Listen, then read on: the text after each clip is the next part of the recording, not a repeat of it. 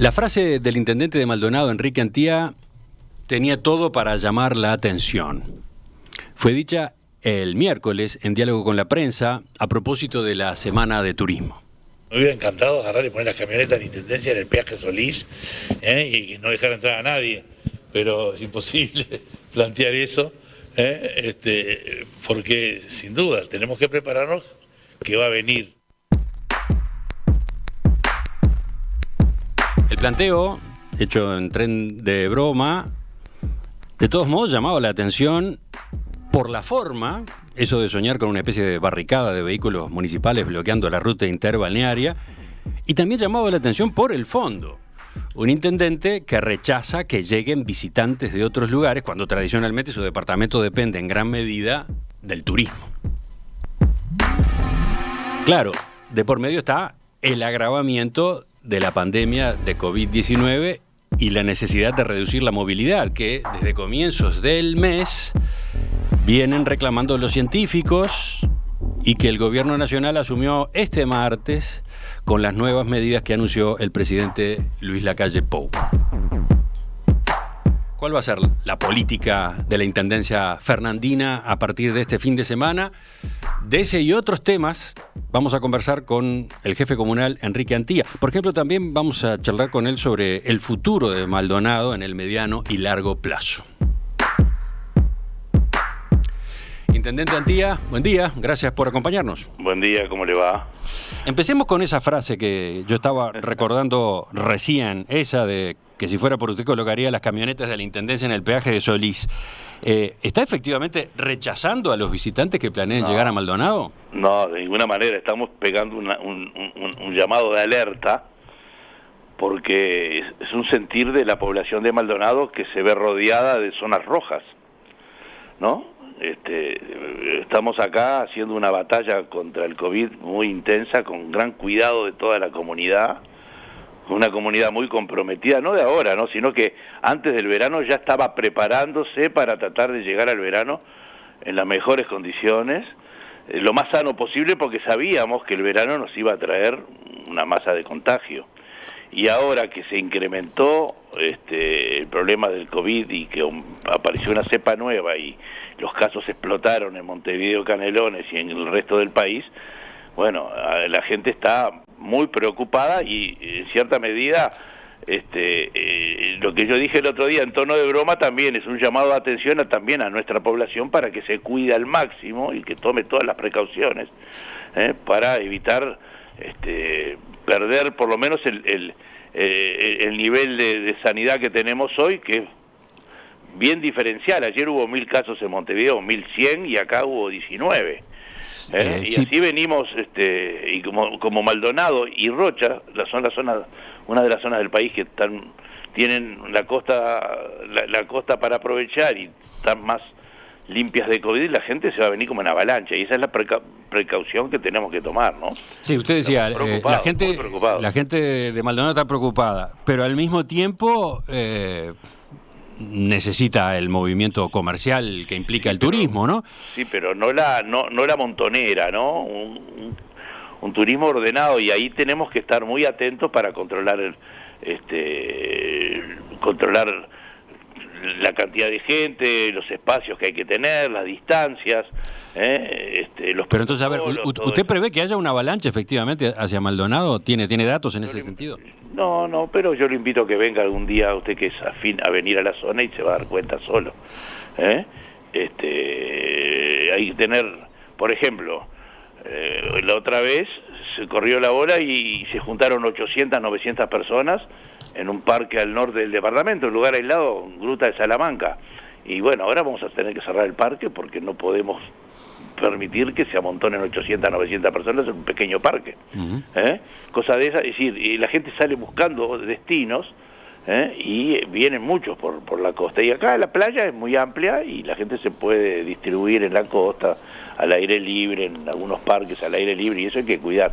Pero a ver, a diferencia del año pasado, desde el Poder Ejecutivo no hubo una exhortación clara a no hacer turismo, ¿no? El año pasado hubo una campaña del Ministerio de Turismo apoyada por las gremiales del sector, diciéndole a la gente, esta vez quédate en tu casa, ¿no? Pero no teníamos el riesgo de hoy. Ahí está. Y No entonces, con el riesgo de hoy, ¿para usted se hubiera necesitado un mensaje fuerte, disuasivo? Es que el mensaje del Ejecutivo fue fuerte, ¿no? Las medidas que recomendó tomar son fuertes. Estamos cerrando campings, estamos cerrando parques. Nosotros, la semana antes que el Ejecutivo tomara esa medida, nosotros ya habíamos cerrado los dedos, cerrado los lugares de mayor concentración de gente, habíamos resuelto cerrar algunos parques, porque es decir, nosotros nos tenemos que preparar para las temporadas turísticas y nos tenemos que preparar para las ocasiones de turismo. Sabemos que Semana Santa en los últimos años ha incrementado enormemente la visita de turistas, básicamente de nuestro país, cosa que antes no era tan así. Las últimas Semanas Santas hubo mucha gente que vino, entonces prever no está de más, porque después lo tenemos que pagar en salud de mucha gente y capaz que en alguna vida de algún vecino. Entonces la actitud de la Intendencia tiene que ser muy responsable, y ahí estamos tratando de mentalizar a todos los operadores públicos y privados del departamento, ¿no?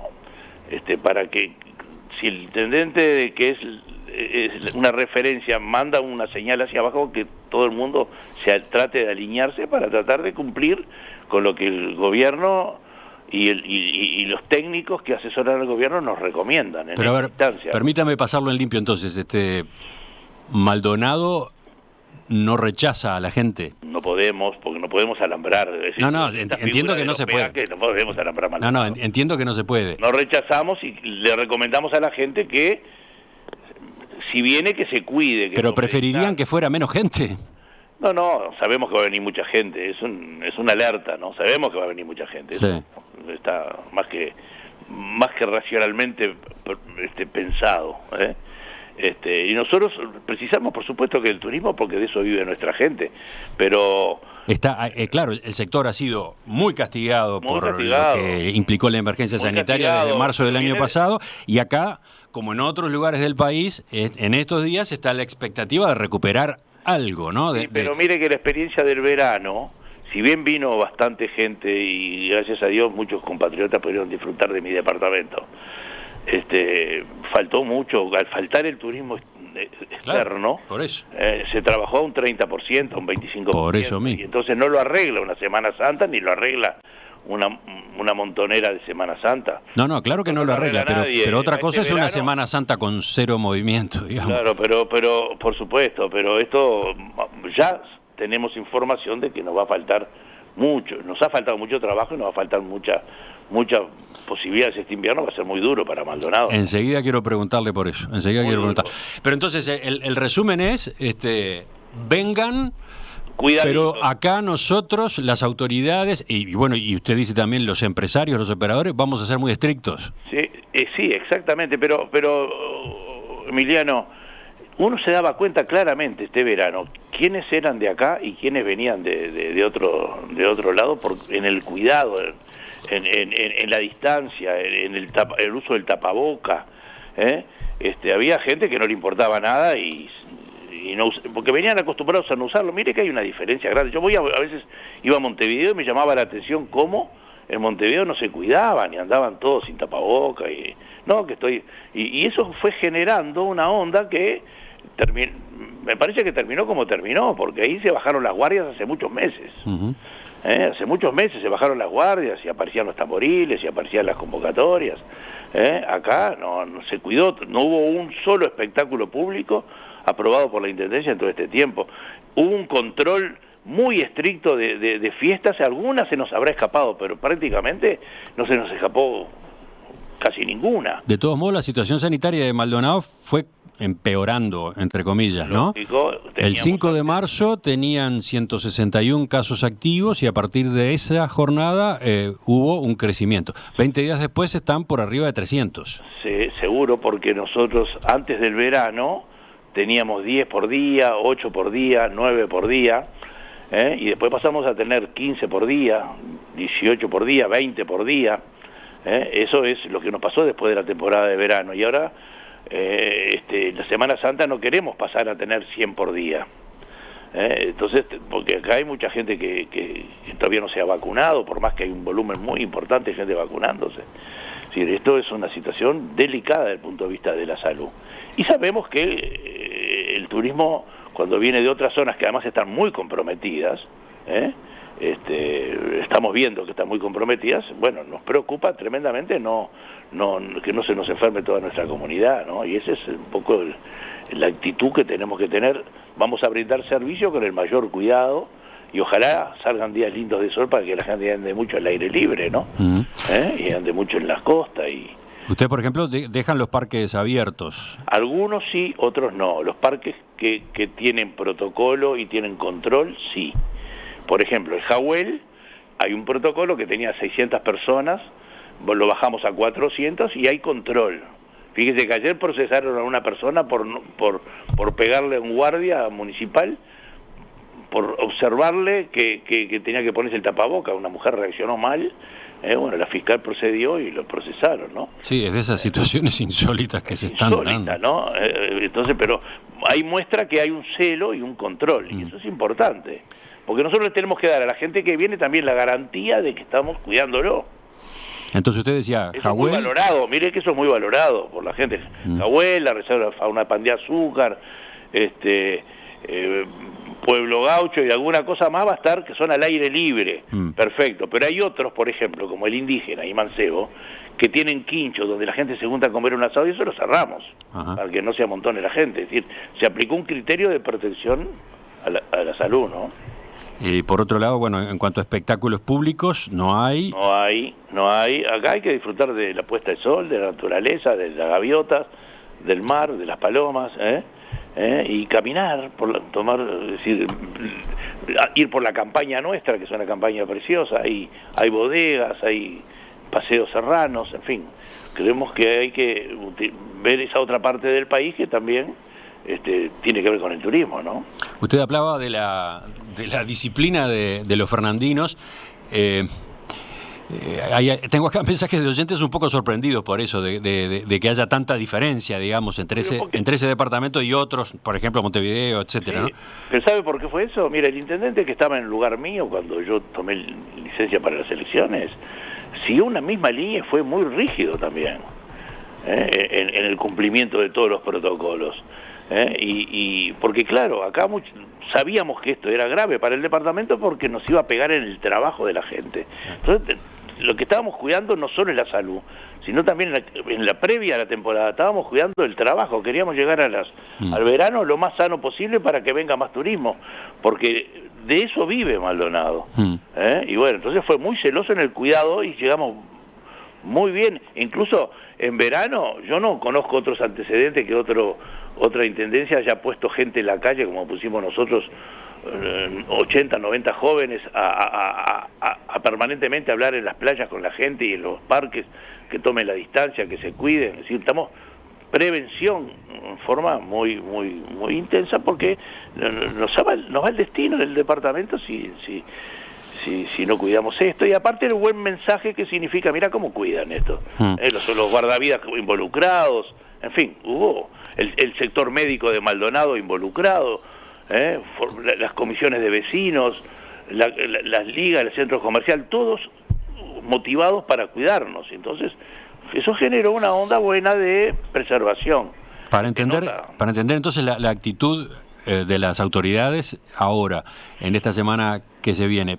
Le tiro un dato de acá de Montevideo. El Ministerio del Interior le pidió a la Intendencia que colaborara colocando vallados en algunos lugares donde suelen producirse concentraciones, ¿no? Para evitarlas directamente, para que no haya que ir a disolverlas después.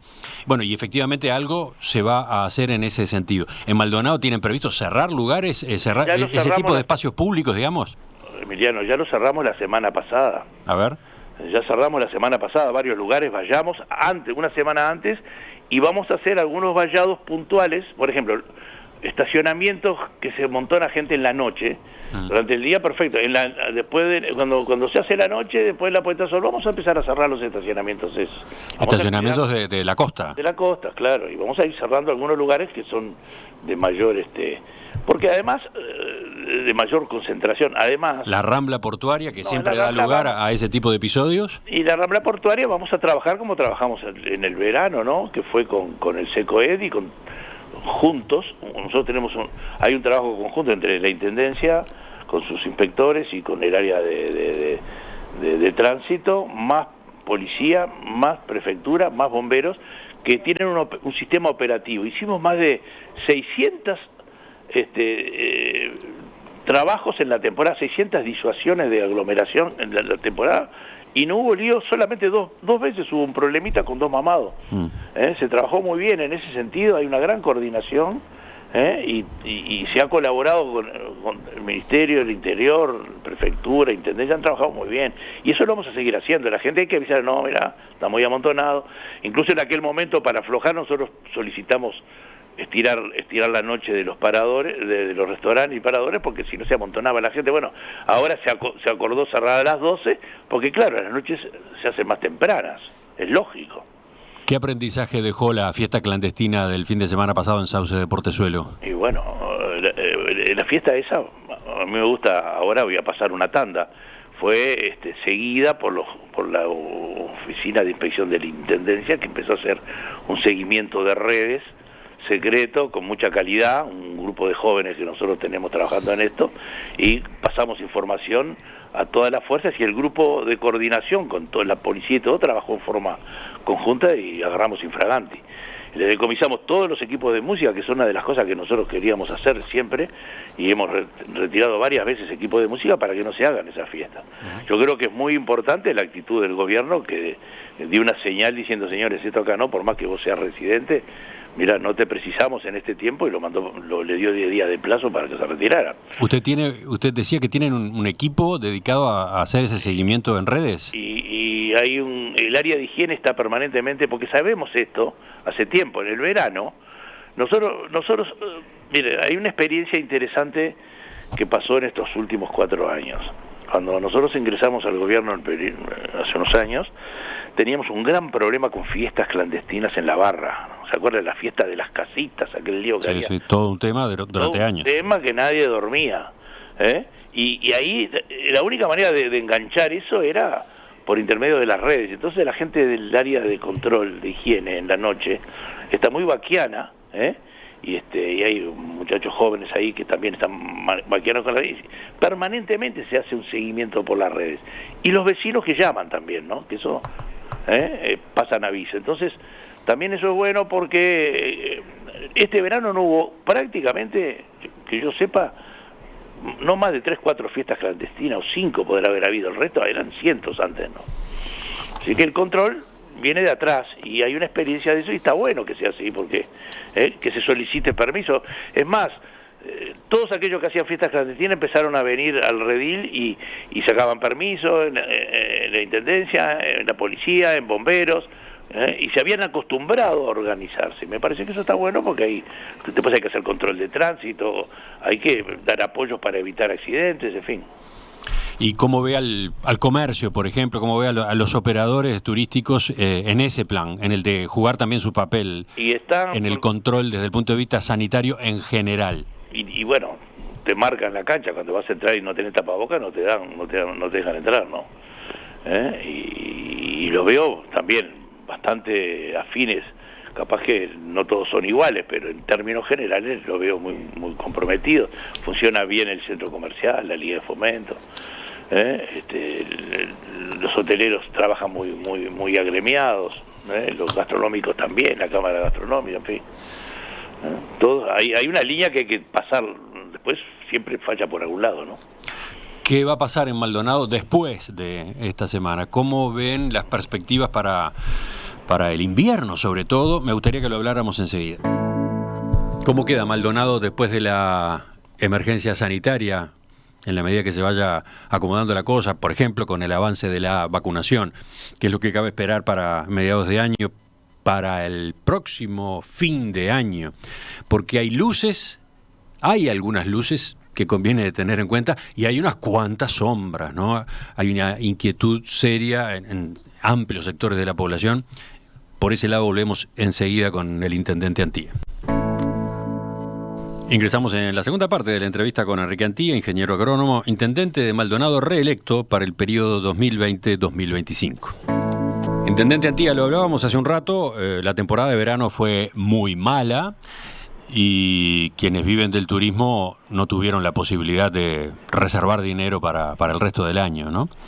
¿Qué perspectiva tiene el departamento para el otoño, para el invierno? Bueno, va a haber problemas, ¿no? Digo, acá nosotros tenemos la base de la economía en dos, ¿no? Turismo y construcción. La construcción en este momento está con muchos proyectos, pero justo es el momento que algunos se terminan y otros empiezan. Ahí tenemos algún punto de dificultad. Es decir, están terminando unos cuantos proyectos que se aprobaron en estos años y están empezando otros cuantos. Entendemos que en el correr del año la construcción va a estar fuerte, por lo menos en los niveles como estuvo en estos últimos meses, que fue un nivel bastante aceptable, y batimos incluso en este último año hubo un récord de metros cuadrados de construcción hechos de este año y el año pasado. Pero eso no alcanza y falta el turismo, que es la otra pata que nos va a faltar y sin duda la gente que está vinculada al turismo, a los servicios de turismo también, ¿no? Porque un servicio de turismo es cuando en un edificio de apartamento, en vez de 140 personas o 130 que trabajaban en la temporada, trabajaron 30 o trabajaron 40. Esa gente no pudo hacer el pesito para aguantar el invierno. Entonces ahí vamos a tener que estar muy atentos y coordinar con todos los servicios del área social de la Intendencia y con el Gobierno Nacional para ser muy solidarios a la hora de saber pasar el invierno. Acá hay que saber... ¿Qué quiere decir estar muy atentos? ¿Qué quiere decir? Bueno, ¿qué tipo de acciones, qué tipo de apoyos se pueden ofrecer? Bueno, por ejemplo, nosotros tenemos un plan de trabajo de otoño, que lo venimos haciendo hace años, que empezó en la crisis del 2002 y este año pasado tuvimos 500 personas trabajando en el invierno, durante todo el invierno. Ahora vamos a tener seguramente el doble, ¿no? Y tenemos que, financiado por la Intendencia, es eso, ¿no?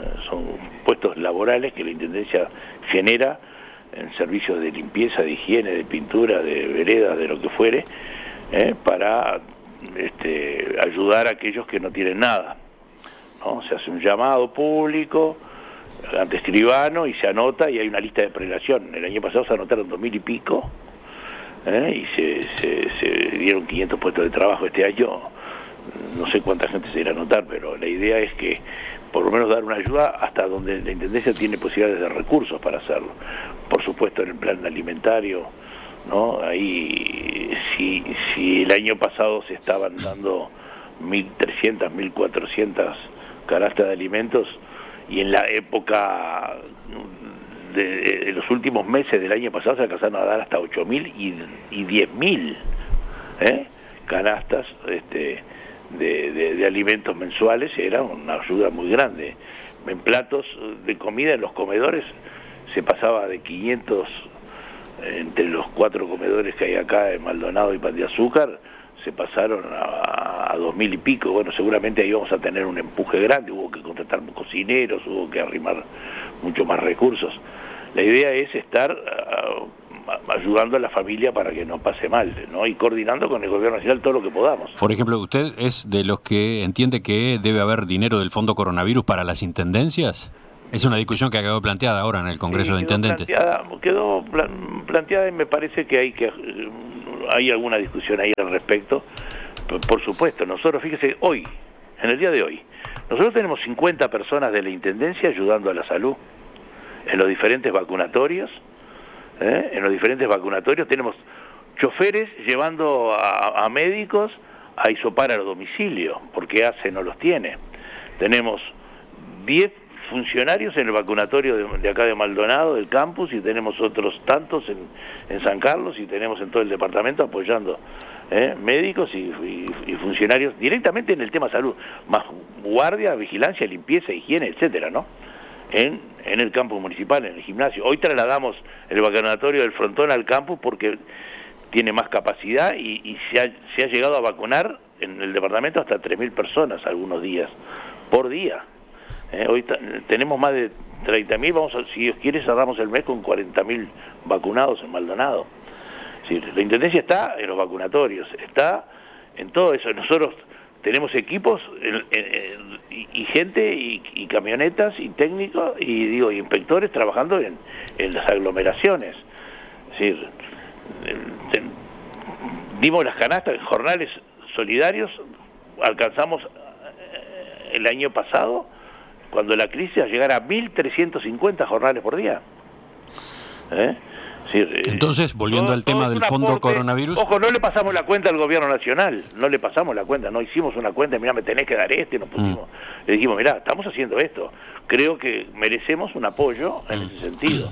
Por dónde viene, no sé, pero me parece que las patas de intendencia y municipales en todo el país están siendo elementos muy importantes de apoyo a atajar la pandemia, y el gobierno lo sabe, el presidente sabe que es así, nos mandó a hacer una lista de aquellos apoyos para ver cómo puede colaborar. Me parece que por ahí va la cosa, ¿no? Yo le preguntaba, ¿qué perspectiva tiene el departamento para el otoño y el invierno, teniendo en cuenta, por un lado, esto que veníamos examinando, ¿no? La temporada de verano fue mala, gente que habitualmente en verano hace una reserva para el resto del año no la pudo hacer o recogió muy poco dinero. Hay otra cara, no sé si es contracara, pero resulta que el año pasado existió un fenómeno de argentinos y otros extranjeros instalándose a vivir de manera permanente en Maldonado. Según me decían comerciantes de Punta del Este, el movimiento del segundo semestre del 2020 fue mayor al tradicional en la baja temporada. Entonces, ¿qué está pasando con eso? ¿Hay más actividad permanente en Maldonado? Bueno, un poco de eso sí está pasando. Hoy el problema del invierno es gris, ¿no? Porque va a faltar mucho trabajo. Pero a futuro, nosotros estamos viendo con optimismo, porque hay mucha gente que se vino a vivir y está mandando los chiquines al colegio y pensando en hacer otras inversiones. Hay varios que se han venido a vivir y ya empezaron a plantear proyectos de trabajo. Por ejemplo, en el segundo semestre del año pasado hubo más restaurantes y bares abiertos que lo habitual, ¿no? Y más, usted miraba los edificios y había más luces prendidas que otros inviernos y que otras primaveras. Más gente viniendo todo el año. Ojo que hay mucha gente que vino disparando al COVID y a pasar acá encerrado, ¿no? O al aire libre. Sí, también hubo gente de otros lugares del Uruguay, de Montevideo. De otros lugares del Uruguay, sí, que vinieron muchos en el invierno. Y la gente está viendo este lugar como un lugar bueno para venir en invierno. Le perdió el miedo. Mire, muchos extranjeros, pero muchos, me han dicho, dice, yo no pensaba que era tan bueno pasar el invierno acá. Yo pensaba que era una... Pero ¿hay entonces una actividad adicional que mueve la aguja o no está muy claro todavía? Hay una actividad adicional que empezó a mostrarse, ¿correcto? Y que sin duda, me parece, y eso sí, yo creo que va a ser así, vacuna mediante, una vez que estemos vacunados el año que viene, el verano que viene hay que esperar una temporada que va a ser exitosa. Entonces, un poco estamos todos trabajando con esa, dice, bueno, hay que zafar el invierno, vamos a hacer de tripas corazón, vamos a aguantar lo que sea y zafamos del invierno, se nos viene una temporada muy buena, porque el comentario en general es que estando la vacuna la gente sí o sí va a venir, y entonces tenemos que prepararnos para recibir a la gente en esas condiciones, y hay más emprendimientos y seguramente va a haber otras oportunidades a futuro. Aquellos emprendimientos que incluso desde el punto de vista de la construcción estaban medios indefinidos, se han ido concretando varios. Y eso también es una buena señal, ¿no? Usted había hecho gestiones ante el gobierno para que se flexibilizara el cierre de fronteras, pensando en argentinos que tienen residencia en Punta del Este, Maldonado en general, etcétera. ¿Qué pasó con eso? Y bueno, algunos no vinieron, ¿no? La verdad que muchos no vinieron, solamente los que estaban acá y algunos que tenían residencia. Pero cuando nosotros planteamos junto con las Fuerzas Vivas del departamento, el día que lo planteamos fue el día que se cerró la frontera, el día antes que se cerró la frontera.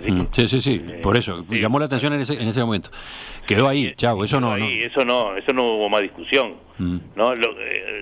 Nosotros, por ejemplo, ahora tomamos una medida de aquellos extranjeros que no pudieron pagar la contribución inmobiliaria por no estar en el país, nosotros le vamos a mantener las condiciones de buen pagador y el año que viene podrán ponerse al día en las mismas condiciones sin multas ni recargos, por ejemplo. Ajá. Y cosas de esas, medidas de esas, varias estamos tomando para ayudar a toda la comunidad que, hemos mandado a la Junta en el día de ayer, o antes de ayer mandamos todo un mensaje a la Junta donde descontamos, exoneramos de la tasa de controlador de higiene a organizaciones de fiestas, eventos, a las agencias de viaje, un descuento del 50% del pago de contribución a los salones de fiesta, a las agencias de viaje, cosas de ese tipo, ¿no?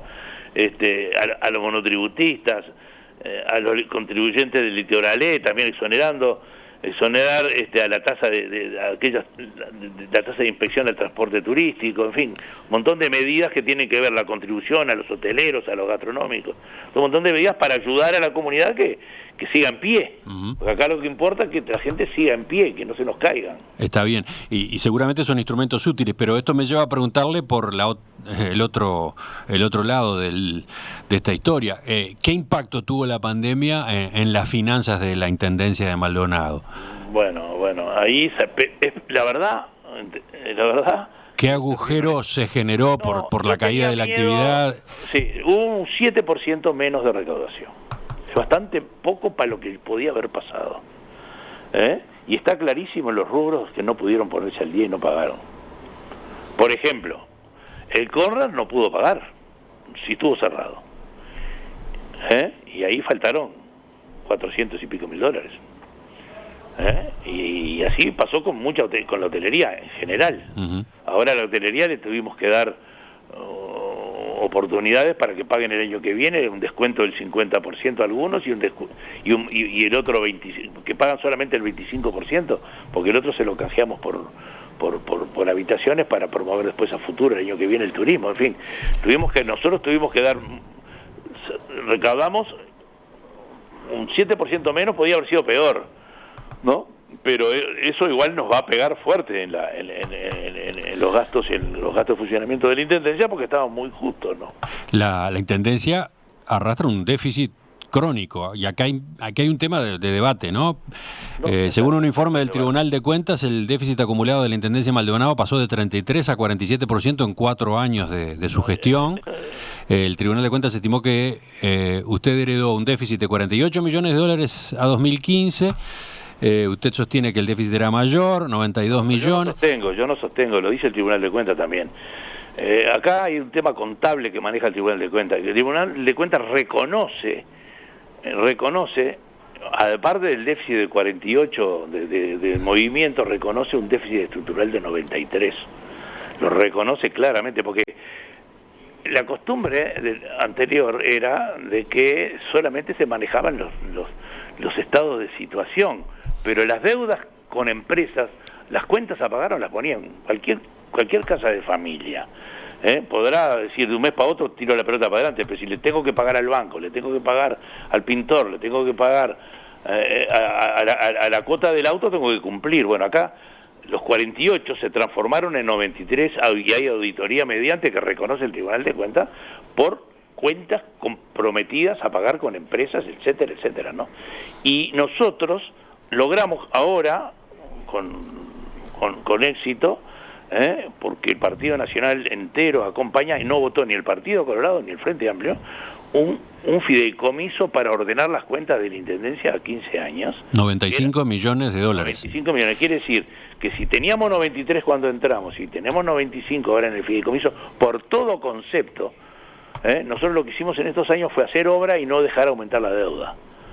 Y ahora, y pagar, durante estos 5 años pasados pagamos 23 millones de dólares solo de intereses, algo tremendo. Entonces ahora ordenamos las cuentas, los últimos 2 ejercicios fueron superavitarios, por poquito, pero fueron superavitarios, ordenamos las cuentas y ahora nos vamos a depender pura y exclusivamente de nuestro presupuesto y vamos a tener todos los años una platita para ir achicando la deuda y sacar a Maldonado de una deuda que viene desde la época que el gobierno nacional no le pagó, no cumplió con la construcción, lo que se había comprometido cuando se construyó el campo municipal desde ahí arrancó para la Copa América. Imagínense, hace 25 años estamos con esa mochila pesada pagando intereses.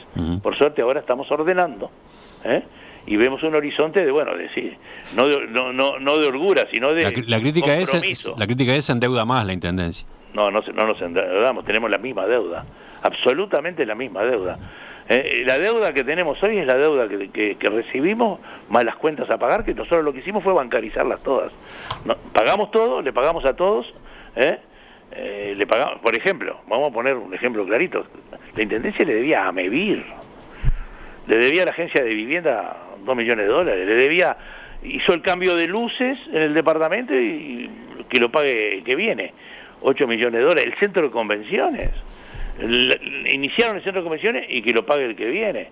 Todos esos compromisos, la perimetral, $9 millones, cumplimos con todos los compromisos. Dejamos a Maldonado. De hecho, cuando nosotros llamamos a préstamos, se presentan todos los bancos porque Maldonado tiene seriedad en el pago, las garantías, etcétera. No, ahí hay un ordenamiento financiero de primer nivel. Mencionó al pasar el centro de convenciones. Sobre ese establecimiento y sobre 2 o 3 situaciones puntuales más quiero preguntarle, incluso con preguntas de los oyentes enseguida en el final. Estamos llegando al final de la entrevista esta mañana con el intendente de Maldonado, Enrique Antía. Quería consultarle por 2 o 3 situaciones puntuales, decía. Una de ellas, la noticia que se conoció en el día de ayer, el Hotel Enjoy, usted aludió a él hace un rato, el Hotel Enjoy de Punta del Este vuelve a cerrar a raíz de la situación que ha quedado configurada, ¿no?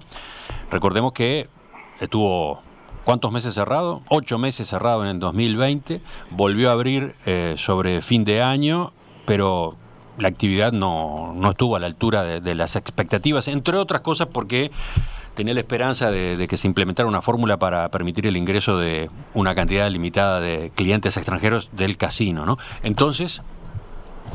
Bueno, entonces ahora es un desastre, ¿no? Porque 1.000 personas están paradas. Es una empresa gigante para el departamento que está parada. El 95% de su clientela es del exterior, entonces lógico que... y ahora con el tema y lo sostenía y trabajaba a pérdida. Estos meses que abrió trabajó a pérdida, por más casino abierto que hubiera, y ahora con el cierre del casino y todo decidió cerrar hasta nuevo aviso. El Gran Hotel, otro que tenía un altísimo nivel de ocupación, un hotel de 5 estrellas también, cerró hace meses, ¿no? Esos son los temas grandes que tenemos acá, expectativas para adelante buenas, pero por unos meses va a ser muy duro esto, ¿no? Para todos los empleados, para la empresa que están... De todas maneras, tener eso cerrado cuesta plata también, ¿no? Hay que hacer mantenimiento. Esa empresa trabaja a pérdidas y no sé por cuánto tiempo va a demorar recuperarlo. ¿Qué han hablado con ustedes? ¿Hasta cuándo es el cierre? ¿Cuáles son los planes? No, de esta semana no pude hablar con ellos, pero tengo claro que venían trabajando a pérdida. Estaban haciendo un esfuerzo muy importante para tratar de incluso con precios de alta promoción para mantenerse, pero no han podido pagar, por ejemplo, la contribución inmobiliaria. Y yo los comprendo, porque no tenían ingresos.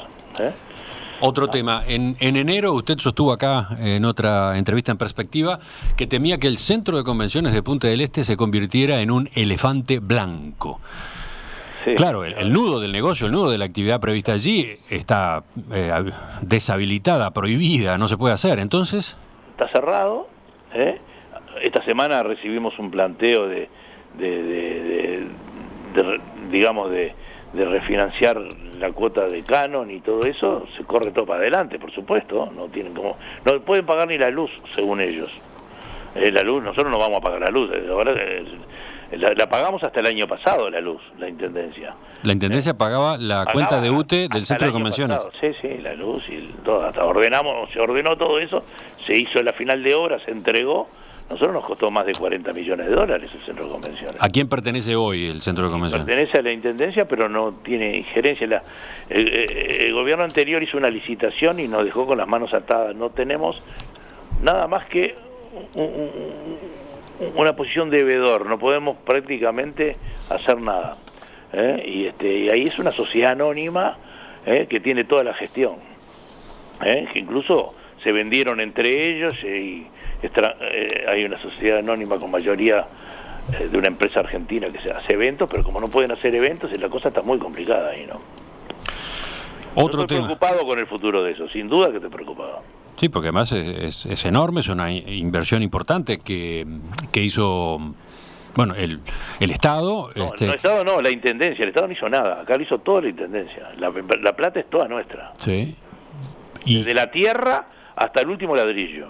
Y por supuesto que ahí la había... de luz, todo. Y había puesto allí un foco importante porque claramente era una herramienta para desestacionalizar Maldonado, para dinamizar en general todo el rubro comercio, hotelería. ¿No? Había una alta expectativa en ese sentido y mucha gente quedó con las ganas de ver algo que funcione ahí, ¿no? Y los pocos eventos que se hicieron ahí funcionaron porque estuvo la Intendencia apoyando atrás, si no, no hubiera funcionado. Ahí hay un tema de fondo que va a haber que resolverlo a futuro y ahí está la CND, la corporación controlando, y el Ministerio de Economía, y el Ministerio de Turismo también, ahora tiene que intervenir, en fin, vamos a ver qué depara el futuro ahí, ¿no? Y hablando de signos de interrogación, la obra del grupo Cipriani en el predio del ex hotel San Rafael, ¿en qué está? Eso teníamos miedo, que se cayera, pero esta semana, estos días hubo algunas noticias que confirmaban que se seguía para adelante, como el pago de la tierra, etcétera. Esta semana hubo una reunión entre el arquitecto Viñoly y la Dirección de Urbanismo de la Intendencia, viendo detalles de unas modificaciones al proyecto original que van a entrar a la Intendencia en los próximos días.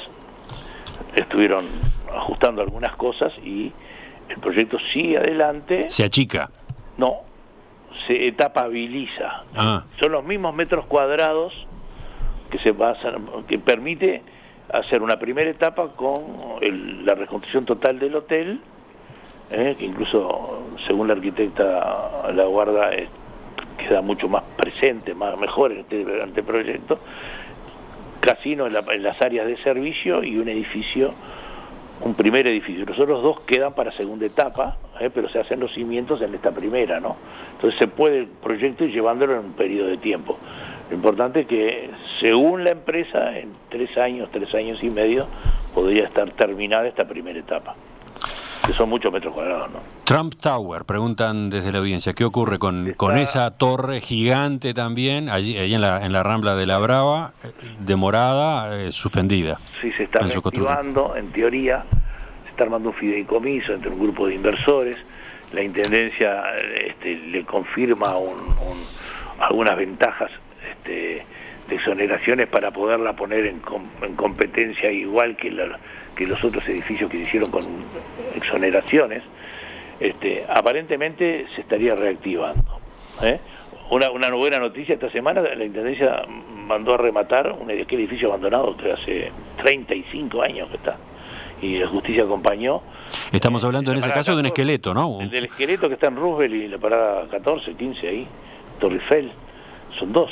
Entonces, un edificio y un pedacito que empezó el otro. Eso se remata y hay varios interesados para culminar la obra, cosa que es un buen dato, ¿no? El otro abandonado que había en la parada 16 y Rubel también se está terminando. En fin, por ahí hay un ordenamiento que muestra confianza en el departamento y muestra que va a haber un crecimiento futuro del departamento. Intendente Enrique Antía, le agradezco su participación esta mañana en Perspectiva. Le prestamos atención de nuevo a todo este panorama en los próximos meses, a ver cómo se consolidan o no esas expectativas. Muchas gracias, Cotero. Acá ya empezó a salir el sol, así que también capaz que hace un buen fin de semana. Hasta pronto entonces. Hasta pronto. ¿Por qué vamos a tener en la tertulia de los viernes un juego en base a la Divina Comedia? Hicimos el anuncio temprano y enseguida hubo oyentes que interpretaron o buscaron explicaciones y creo que dieron en el clavo. ¿Qué tiene que ver esta fecha en la que andamos con esa obra maestra? ¿De qué manera nos ocuparemos del tema? Viene con sorpresas la cosa.